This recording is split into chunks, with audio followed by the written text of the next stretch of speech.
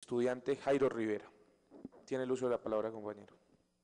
Que no tengo, ya está. Bueno, pues primero muy buenos días para todos y para todas. Fíjense que estos escenarios, como el que estamos viviendo el día de hoy, son la oportunidad para el debate público.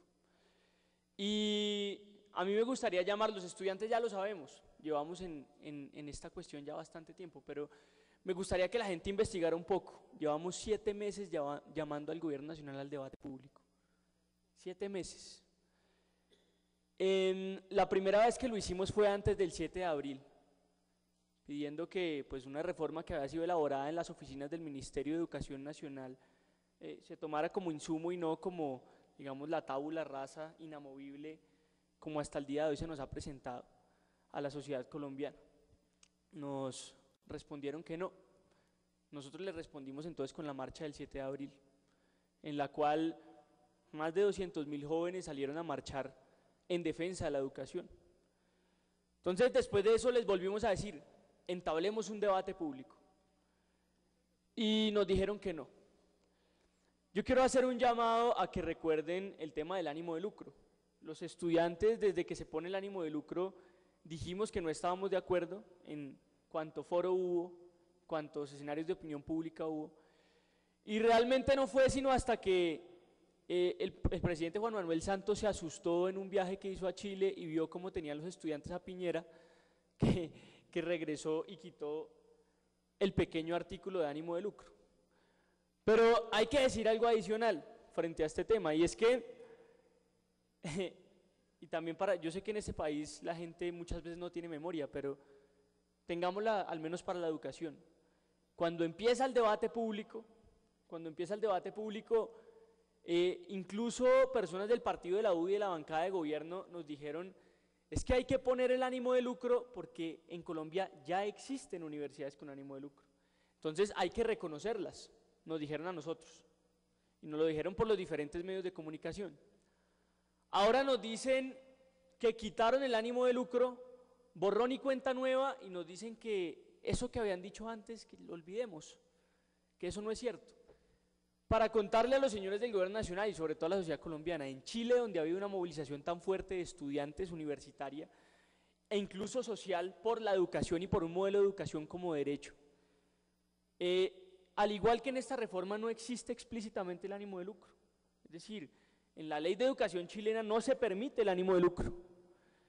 Y precisamente los estudiantes están peleando porque sin existir explícitamente se da el ánimo de lucro a las universidades. Cualquier parecido con el modelo de educación colombiana es pura coincidencia. Así sucede en nuestras universidades. Y así sucede, entre otras cosas, porque el debate de cobertura y acceso ha quedado como un debate muerto. Ha quedado como un debate muerto. Y se revive por parte del gobierno nacional para mostrar unos logros en una agenda política en términos de cobertura, que es digamos, lo más popular por estos días, sin importar que esos logros en cobertura terminen sometiendo a Colombia a una educación para la mediocridad, a una educación para un país que ya no se piensa ser soberano, sino que se piensa a la sumisión, como los compañeros que me antecedieron en la palabra lo han mencionado. Hay 3 cosas que quiero mencionar muy rápidamente. Primero es, ¿por qué el modelo de educación repercute en el modelo de país?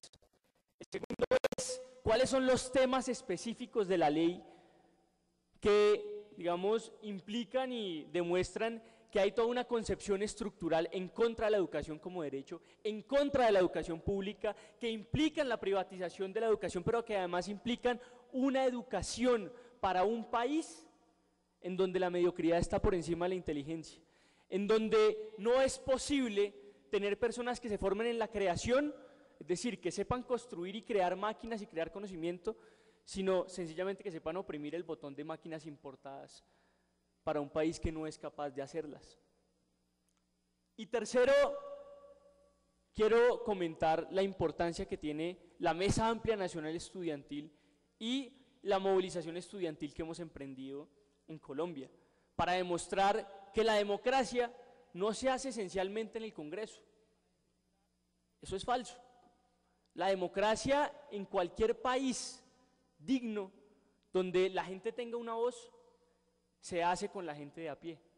Y lo que nos ha estado diciendo el gobierno nacional es que somos antidemocráticos porque no queremos que un cuerpo cerrado, donde en un desayuno cerrado se cuadró a pupitrazo cómo iba a ser aprobada esta ley, y por el contrario queremos que el indígena, que el campesino, que el obrero, que el estudiante, que el padre y la madre de familia participen en la elaboración de un modelo de educación para el país. Si eso no es democracia, entonces yo creo que realmente lo que vivimos en Colombia es en una dictadura maquillada, y eso es absolutamente claro.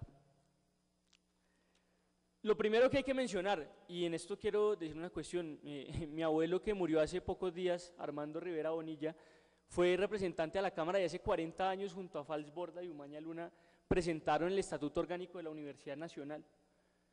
Y leyéndole hace unos días me doy cuenta lo que traía ese Estatuto Orgánico: educación como derecho, la función social de la educación como baluarte de los desarrollos sociales del país, la educación como baluarte de los desarrollos tecnológicos del país y de fondo y en esencia la educación como conciencia crítica de la nación.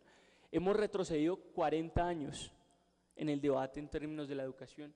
Lo que hace 40 años estaba claro para muchos intelectuales, hoy está deshecho para las mentes que se piensan en el país desde los atriles de los ministerios de Educación, Hacienda y desde la Presidencia de la República. Y llamo a la memoria porque cuando la ministra de Educación llegó, a la semana de que estuviera la ministra de Educación, la primera noticia que tuvimos de la educación superior fue la siguiente: la ministra nos dijo que el 65% de la educación en Colombia era educación profesional y que el 35%, era educación técnica y tecnológica de baja calidad. Y nos propuso la ministra, para que ustedes lo recuerden: mi intención en este gobierno va a ser invertir la cifra, que cuando el presidente Santos termine su periodo, el 65% sea de instituciones técnicas y tecnológicas, ¿sí?, y el 35% de educación profesional. Es decir, y además haciendo el llamado, en Colombia la educación técnica y tecnológica, a diferencia de otros países, nace siendo educación de baja calidad. Y eso es algo sumamente perjudicial para los desarrollos del país, pero ese es el modelo de educación que nos plantea la ministra de Educación del país. Un país en donde la gente, y eso es por las características que tiene en particular la educación técnica y tecnológica en nuestro país, sepa oprimir un botón, pero no sepa crear la máquina. Y cuando en el país la gente está hecha para saber oprimir un botón sin saber crear la máquina, quiere decir que el país va a estar atado y va a ser sumiso frente a lo que los otros le propongan y frente a lo que los otros le traigan. Léase el Plan Nacional de Desarrollo, léase la nueva Ley de Educación Superior, están completamente conectados en esos términos. Tenemos, y lo repito, un país y un modelo de educación que repercute en la mediocridad y que repercute en un país que no podrá ser soberano bajo estos modelos y estos esquemas educativos que se nos plantean desde el gobierno nacional. La financiación de la educación superior en Colombia es la segunda financiación más baja de América Latina para la educación superior. Las cifras más alentadoras son del 0.6% del Producto Interno Bruto. Un año de corrupción en Colombia son 2 años de educación superior. Un año de guerra en Colombia son 8 años de educación superior.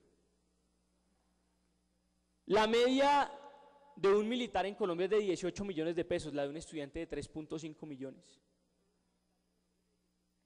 ¿Qué más habría que decir? En otro país no habría que decir más, ya estaríamos formulando un modelo de educación diferente. Estaríamos con los campesinos, con los indígenas, con aquellas personas que en efecto, señora ministra, no han podido entrar al sistema de educación superior, pero que con su reforma y la del presidente Santos no van a poder ingresar nunca a la educación superior de calidad, porque como decía un compañero que me antecedía, va a ser imposible para ellos. Va a ser imposible para ellos como lo es imposible el día de hoy, pero con un agravante, que la educación y el sistema educativo va a estar ya diseñado para que la educación de baja calidad sea para los eternos pobres y la educación de calidad sea para los eternos ricos. Qué tristeza el modelo de educación que se nos propone en Colombia con esta nueva ley de educación superior. ¿Por qué? Y es una pregunta que queríamos formularle a la ministra. ¿Por qué el proyecto de ley no plantea, por ejemplo, la creación de nuevas universidades públicas? ¿Por qué? ¿Por qué el viceministro de Educación nos dice, cuando debatimos con él, es que Colombia no necesita que todo el mundo sea profesional? Colombia no necesita que todo el mundo se piense el país.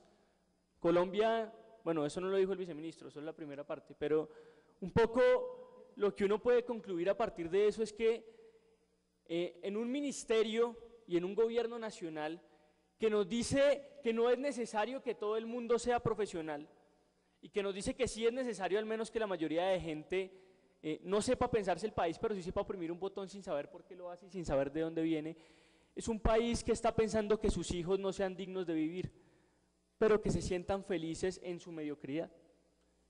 Yo creo que la sociedad colombiana no está dispuesta a eso. Y estoy completamente seguro porque además lo hemos visto en las calles, en las